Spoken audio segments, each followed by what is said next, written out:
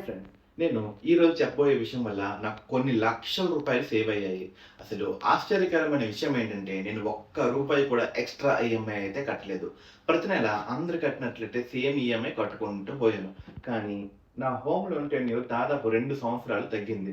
ఇలా ఎలా జరిగిందో ఈ వీడియోలో మీకు అయితే కంప్లీట్‌గా చెప్తాను. ముఖ్యంగా ఇప్పటికే హోమ్ లోన్ ఉన్నవాళ్ళు, లేదంటే హోమ్ లోన్‌కి ప్లాన్ చేస్తున్న వాళ్ళు కంపల్సరీ ఈ వీడియోని ఎండ్ వరకు చూడండి. ఎందుకంటే నేను చేసిన తప్పు మీరు కూడా చేస్తూ ఉండొచ్చు. మీరు కూడా చేయొచ్చు కూడా ఫ్యూచర్‌లో హోమ్ లోన్ తీసుకునేటప్పుడు. నాకు ఈ ఈ ఈ డిఫెక్ట్ తెలియడానికి నాకు 3 సంవత్సరాలైతే తెలిసిందనమాట. ఆ తర్వాత అప్పుడు నేను నిజంగా షాక్ అయ్యాను. ఎందుకంటే ప్రతి నెల ఈఎంఐ కడుతున్నా కూడా నా డబ్బులో చాలా భాగం అయితే వడ్డీకే పోతుందనమాట. ఆ విషయం ఎలా తెలిసింది? నేను ఏం చేశాను? బ్యాంక్ అసలు ఎందుకు మార్చాను? ఎంత ఖర్చయింది? ఎంత సేవ్ అయింది? ఇవన్నీ ఈ వీడియోలో చెప్తాననమాట. సో, ముందుగా నా స్టోరీని చెప్తాను. దానికంటే ముందు మీరు మా ఛానెల్ ఫస్ట్ టైమ్ గట్టా విజిట్ చేస్తున్నట్లయితే తప్పకుండా సబ్స్క్రైబ్ చేయండి. ఎందుకంటే మీకు ఇటువంటి మనీ రిలేటెడ్ న్యూస్‌లని, లేదంటే మన ఫైనాన్షియల్ ప్లానింగ్ గాని, ఈ టైప్ ఆఫ్ వీడియోస్ అన్ని నేను ఈ ఛానెల్‌లో చేస్తూనే ఉంటాను. సో, ఇంకైతే వీడియోలోకి వెళ్ళిపోదామనమాట. నేను ఇల్లు కొనాలని నిర్ణయించుకున్నప్పుడు చాలా ఎక్సైట్‌మెంట్‌తో ఉన్నాను. బేసికల్‌గా అంతే కదండీ! ఎవరైనా ఇల్లు కొనాలని అనుకున్నప్పుడు సో, ఇంకేం పట్టించుకోరు. ఆ ఇల్లు, సో, ఆ హడావిడి ఆటిలోనే అయిపోతుంది. మనలో చాలా మందికి అంటే మెయిన్‌గా మిడిల్ క్లాస్‌కి సొంత ఇల్లు అనేది ఒక కల. నాకు అదే అనమాట. సో, బిల్డర్ ఒక హౌస్ నచ్చింది. హౌస్ సెర్చ్ చేశాను. ఆ బిల్డర్‌తో నేను డిస్కషన్‌కి వెళ్ళినప్పుడు తను ఈ హౌస్‌కైతే ఒక బ్యాంక్ సజెస్ట్ చేశారనమాట. నాకు ఈ బ్యాంక్‌తో ఆల్రెడీ టై అప్ అయ్యి ఉన్నాను. నువ్వు హౌస్ లోన్ వెళ్ళాలి అనుకుంటే ఈ బ్యాంక్ ద్వారానే వెళ్తే నాకు ప్రాసెస్ ఫాస్ట్‌గా అవుతుంది. సో, లాస్ట్‌గా మిగిలిన ఈ 2 హౌసెసే కదా! ఈ అపార్ట్మెంట్‌లో. నేను ఇంకా వెయిట్ చేయలేను. తొందరగా క్లోజ్ చేసి వెళ్ళిపోదాం అనుకుంటున్నాను. సో, వేరే బ్యాంక్‌కెళ్తా అంటే నేను నీకివ్వను. ఒకటే మాట చెప్పాడనమాట. నాకేముంది ఏ బ్యాంక్ అయితే ఏముందిలే సేమ్ అదే కదా! ఆల్రెడీ అది కూడా మంచి బ్యాంకే. Government related bank. So, no issue ఈ టైప్‌లో అనేసి ఇంకా నేను ప్రొసీడ్ అయ్యాననమాట. సో, నాకు అప్పుడే హోమ్ లోన్ గురించి పెద్దగా అవగాహన అయితే ఏమీ లేదు. అందుకే నేను ఎక్కువగా రీసెర్చ్ చేయలేదు. వేరే బ్యాంకులతో పోల్చుకోలేదు. ఎవరిని అడగలేదు. తెలుసు కదా! మనం మిడిల్ క్లాస్ అనేది. మనమైతే ఎవరికీ చెప్పం. ఇలా ఇల్లు కొనేస్తాను అనేసి ముందు చెప్తే మనకి అంత సెట్ అవ్వదు కదా! సో, అందుకనమాట. సో, అలా నేనైతే 47 లాక్స్ హోమ్ లోన్ అయితే తీసుకున్నాను. ఆ సమయంలో నాకు ఇంట్రెస్ట్ రేట్ ఏమో 9 పాయింట్ సంథింగ్ ఉంది. సో, దాని డీటెయిల్స్ కూడా మీకు క్లియర్‌గా చూపిస్తాను. ఈఎంఐ స్టార్ట్ అయిపోయింది. ప్రతి నెల ఈఎంఐ కడుతున్నాను. నాకు ఈఎంఐకి మనం ఆల్రెడీ ముందే ఫిక్స్ అయ్యాం కాబట్టి జీతం అయితే అలా లైన్‌గా వెళ్ళిపోతుంది. నాకు అప్పటి వరకు ఏ ప్రాబ్లమ్ అయితే కనిపించలేదు. ఎందుకంటే ఎవ్రీ మంత్ నాకు ఈఎంఐ కట్ అయిపోతుంది. నాకు ఈ కొత్త హౌస్‌లో ఉన్నాను. ఆ ఎగ్జైట్‌మెంట్‌లో ఉన్నాను. ఇంకా అలానే 2 సంవత్సరాలయింది. 3 సంవత్సరాలయింది. సో, నాకు ఒకసారి సరదాగా హోమ్ లోన్ స్టేట్‌మెంట్ చూసుకుంటే నాకు డౌట్ వచ్చిందనమాట. అసలు ఇంకా ఎంత ఔట్‌స్టాండింగ్ ఉంది. నేను ఎంత కడితే ఎంత ఫాస్ట్‌గా లోన్ క్లియర్ చేయగలను. ఫస్ట్ లోన్ ఎగ్జైట్‌మెంట్ అయిపోతుంది కదా! 3, 4 ఇయర్స్‌లో. ఆ తర్వాత లోన్ క్లియర్ చేసేద్దాం. ఈ టైప్‌లో హడావిడిలో ఉంటది. ఎంతుంది ఏంటని. అప్పుడు నేను చెక్ చేసినప్పుడు నాకైతే సూపర్ షాక్ తగిలిందండి. అస్సలు నాకు ఒక 1.5 లాక్సే తగ్గింది. మిగతా అంతా ఇంట్రెస్ట్‌గా పోయింది. మళ్ళీ చెక్ చేసుకున్నాను. మళ్ళీ కాలిక్యులేట్ చేశాను. అప్పుడు తెలిసిందనమాట. హోమ్ లోన్ ప్రారంభంలో మనకి ఎక్కువ మనం కట్టిన అమౌంట్ అంతా ఈఎంఐ‌కే పోతుంది. ప్రిన్సిపల్ అమౌంట్ చాలా స్లోగా తగ్గిస్తుంటారు. ఇది మనకు ముందే తెలిసుండాలి. కానీ నేను అంత పట్టించుకోలేదు. ఇదే నా మొదట చేసిన తప్పనమాట.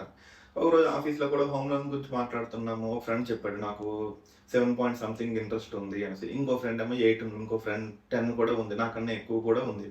అలానే చాలామందున్నారు. అప్పుడు నేను కాలిక్యులేట్ చేసుకున్నాను. ఇది సిబిల్ స్కోర్ మీద డిపెండ్ అయ్యి ఉంటదంటున్నారు. సో, నాకు స్టార్టింగ్‌లో కూడా సిబిల్ స్కోర్ బానే ఉంది. ఆ తర్వాత నేను ఇంకా ఇలాగైతే కరెక్ట్ కాదు అని చెప్పి జస్ట్ మామూలుగా అసలు కనుక్కుందాం ఏముంది. సో, 2% వరకు నేను వేరే బ్యాంక్‌కి వెళ్లి కనుక్కున్నా అనమాట. వేరే ప్రైవేట్ బ్యాంక్‌కి. నాకు ఇలా హోమ్ లోన్ ట్రాన్స్‌ఫర్ చేద్దాం అనుకుంటున్నాను. మీరు నాకు ఎంత ఆఫర్ ఇస్తారు అనేసి. ఆయన నాకు షాక్ ఇచ్చాడన్నమాట. బ్రెయిన్ పోయింది. 7.25 సంథింగ్ చెప్పాడన్నమాట. అప్పుడు చెప్పిన తర్వాత నేను ఇంటికొచ్చి కాలిక్యులేట్ చేసుకుంటే 2%, 2%లో 2%లో ఏం తగ్గుద్ది? సో, నాకు పెద్దగా డిఫరెన్స్ ఏమి ఉండదు. 2% అంటే మహా అయితే ఒక 2000 తగ్గుద్దేమో. సో, మంత్లీ ఒక 24,000 మళ్ళీ దీనికి మార్చడానికి ప్రాసెసింగ్ ఫీజులు ఇవన్నీ ఎక్కువైపోతాయి అని చెప్పి నేను ఒక 1 ఆర్ 2 డేస్ లైట్ తీసుకున్నా. అప్పుడు ఆ తర్వాత వచ్చే సాటర్‌డే, సండేస్ ఇంకా నేను హోమ్ లోన్ గురించి వీడియోస్ చూడడం, ఇలాంటివన్నీ చూసినప్పుడు అప్పుడు రియల్‌గా కాలిక్యులేట్ చేసుకున్నా మళ్ళీ. అప్పుడు క్యాలిక్యులేట్ చేసుకుంటే నాకు చాలా డిఫరెన్స్ కనిపిస్తుందండి. ఒక 8-10 లాక్స్ లేదంటే ఒక 2-2.5 ఇయర్స్ తగ్గిపోవడం ఈ టైప్‌లో కనిపిస్తుంది. నాకప్పుడు మళ్ళీ మళ్ళీ క్యాలిక్యులేట్ చేసుకొని ఇంకా ప్రొసీడ్ చేద్దాము అని అనుకున్నాననమాట. సో, ఇప్పుడు స్క్రీన్‌షాట్ చూపిస్తున్నాను గదా! దీంట్లో నా ఓల్డ్ రేట్ ఆఫ్ ఇంట్రెస్ట్, నేను తీసుకున్న అమౌంట్, అసలు నేను ఎంత కడుతున్నా, ఈ డీటెయిల్స్ అన్నీ ఇక్కడ క్లియర్‌గా ఉన్నాయి చూడండి. సో, చూసారు కదా! ఇంత కడుతున్నా అన్నమాట. ఇంత అమౌంట్‌కి ఇంత ఇంట్రెస్ట్ కూడా ఉంది. ఆహ్, ఇప్పుడు చూడండి, ఇప్పుడు నేను వేరే బ్యాంక్ నాకు ఆఫర్ చేసిన 7.25 ఇప్పటికి నేను రిమైనింగ్ అమౌంట్ ఎంత తీసాను అంటే అది ఆల్రెడీ కట్టేసాను. ఒక 1.5 లాక్స్ రిమైనింగ్ 43 లాక్స్ అనుకుందాం ఎగ్జాంపుల్‌గా. సో, 43 లాక్స్‌కి 7.25 వేసి చూపిస్తున్నా మీకు. చూసారా? ఇక్కడ నాకు ఈఎంఐ తగ్గించుకోవచ్చు. లేదంటే టెన్యూర్ తగ్గించుకోవచ్చు. నేనైతే టెన్యూర్ తగ్గించుకున్నా. 15 ఇయర్స్‌కి పెట్టేసుకున్నా. సో, నేను పాత కట్టిన 3 ఇయర్స్. సో, 2 ఇయర్స్ తగ్గిపోయింది చూసారా? Same EMI. పెద్దగా ఏం డిఫరెన్స్ లేదు దీంట్లో మీకు ఈ స్క్రీన్ షాట్ కరెక్ట్‌గా అబ్జర్వ్ చేస్తే. సో, ఈ ప్రాసెస్ మీరు కూడా ఒకసారి ట్రై చేయండి. ఎందుకంటే జస్ట్ కనుక్కొని ఏముంది ఒక 1 డే, హాఫ్ డే జస్ట్ ఎళ్లి ఎంక్వైరీకి అయితే మీకు ఒక 5 మినిట్స్ తప్ప ఇంకా ఎక్కువ టైం పట్టదు. బట్ బ్యాంక్ వెళ్ళాలంతే. వాళ్ళు ఎంతకు ఆఫర్ చేస్తారు? మన సిబిల్ స్కోర్ స్టార్టింగ్‌లో బాగుండకపోవచ్చు. నేను 3 ఇయర్స్ కట్టాను కదా! కంటిన్యూగా ఈఎంఐస్ కట్టడం వల్ల సిబిల్ స్కోర్ కూడా బాగా ఇంప్రూవ్ అయిందనమాట. అసలు మనకి అదే మెయిన్ ప్రాబ్లమ్. సిబిల్ స్కోర్ బాగుంటే ఆటోమేటిక్‌గా ఇంట్రెస్ట్ రేట్ కూడా తగ్గిస్తారు. అండ్ లోన్ ట్రాన్స్‌ఫర్ చేసినప్పుడు కూడా మనకు మోస్ట్‌లీ తగ్గించే ఛాన్సులు ఉంటాయి. ఫస్ట్‌లో తగ్గిస్తే కాదులెండి. ఫస్ట్‌లో మనకి ఎక్కువగా ఉంటే వాళ్ళు తగ్గించే ఛాన్స్ అయితే బానే ఉంటాయన్నమాట. అండ్ అలానే ఇప్పుడు మీకు డౌట్ రావచ్చు. బ్యాంక్ మార్చేయడం ఇంత చాలా ఈజీనా? నాకు ఇదే డౌట్. ముందుగా కొత్త బ్యాంక్ ఎంక్వైరీ చేశాను. తర్వాత వాళ్ళు కొన్ని డాక్యుమెంట్స్ అడిగారు. Salary slips, bank statements, existing loan statement, property documents, తర్వాత వాల్యుయేషన్ వెరిఫికేషన్ చేశారు. ఇవన్నీ జరుగుతాయన్నమాట. ఇవన్నీ బేసిక్స్. కాకపోతే మనకన్నా ముందు ఎవరైనా అదే బ్యాంక్‌లో లోన్ తీసుకొని ఉన్నా ఆహ్, లేదంటే మనకన్నా ముందే జస్ట్ సపోజ్ మీ అపార్ట్మెంట్ అనుకోండి. సో, నాకన్నా ముందు ఒక పర్సన్ హెచ్‌డీఎఫ్‌సీకి చేంజ్ అయ్యాడనుకోండి. ఇప్పుడు నేను చేంజ్ అయ్యాను కదా! నా తర్వాత చేంజ్ అయ్యే వాళ్ళకేమో చాలా ఈజీ ప్రాసెస్.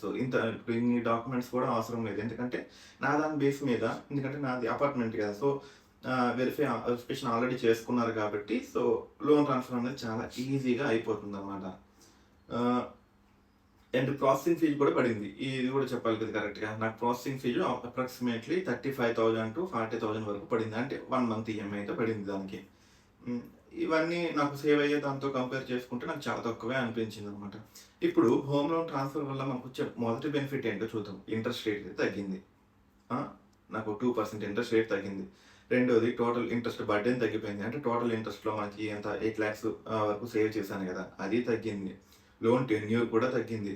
ఫైనాన్షియల్ ఫ్రీడమ్‌కి నేను కొంచెం దగ్గర పడ్డాను. ఎందుకంటే నాకు ఇంకా 18 ఇయర్స్, 17 ఇయర్స్ ఉండాల్సింది. నాకు 15 ఇయర్స్‌కే అయింది. 15 ఇయర్స్‌లో హోమ్ లోన్ క్లియర్ అవుతుంది. ఇంకా నేను బిఫోర్ పే చేయడం గానీ ఇవన్నీ చేస్తే ఇంకొంచెం ఎర్లీగా మనం రిలాక్స్ అవుతాం. సో, హోమ్ లోన్ సంగతి తెలిసిందే కదండీ! ప్రతి నెల కట్టాలి. మనకు జాబ్ ఉన్నా లేకపోయినా ఎలా అయినా కట్టాలి. సో, మనం మిడిల్ క్లాస్ కదా నార్మల్‌గా. సో, ఎలా అయినా క్లియర్ చేసుకోవడానికి ట్రై చేసుకోవడమే మన బెస్ట్ ఆప్షన్. ఉంది. ఈఎంఐ తక్కువ ఇంట్రెస్ట్ రేట్ వచ్చి చాలామంది చెప్తుంటారు. బట్ ఆ ఉండే మెంటల్‌గా ఉండే మన టెన్షన్ ఎలా ఉంటుంది చెప్పండి? అది 15 ఇయర్స్ అంటే తక్కువేమీ కాదు కదా! ఇంకా చాలామంది 30 ఇయర్స్ అలా పెడతారు. నేను 20 ఇయర్స్‌కే పెట్టుకున్నా. ఇంకా ఈఎంఐ తగ్గేది. ఆహ్, నాకైతే 20 ఇయర్స్ ఓకే అనిపించింది నా పాయింట్‌లో. ఆహ్, సో, హ్మ్. ఇదండి హోమ్ లోన్ ట్రాన్స్‌ఫర్ చేయడం వల్ల వచ్చే బెనిఫిట్స్. అంటే ఇది నా రియల్ టైమ్ ఎక్స్‌పీరియన్స్‌తో మీకు చెప్తున్నాను. ఎందుకంటే నేను ఫేస్ చేశాను కాబట్టి కంపల్సరీ ఇది తెలుసుకోవాలి వేరే వాళ్ళు కూడా. సో, వాళ్ళకి కూడా చాలా సేవ్ అయ్యే ఛాన్స్ ఉంది కాబట్టి. ఆ! So, yeah! ఇటువంటి మరిన్ని ఇంట్రెస్టింగ్ వీడియోస్ కోసం ఈ ఛానెల్‌ని అయితే తప్పకుండా సబ్స్క్రైబ్ చేయండి. అండ్ మీకేమైనా డిఫరెంట్ టాపిక్స్ మీద ఏమైనా వీడియోస్ కావాలి అంటే ఫైనాన్షియల్ ఫ్రీడమ్ గురించి ఈ ఛానెల్‌లో కంప్లీట్‌గా చెప్తుంటాను. మీరు ఇచ్చే కామెంట్స్‌లో నాకేదైనా బెస్ట్ అనిపిస్తే కంపల్సరీ దాని మీద కూడా ఒక వీడియో అయితే చేస్తాను. Thanks for watching this video.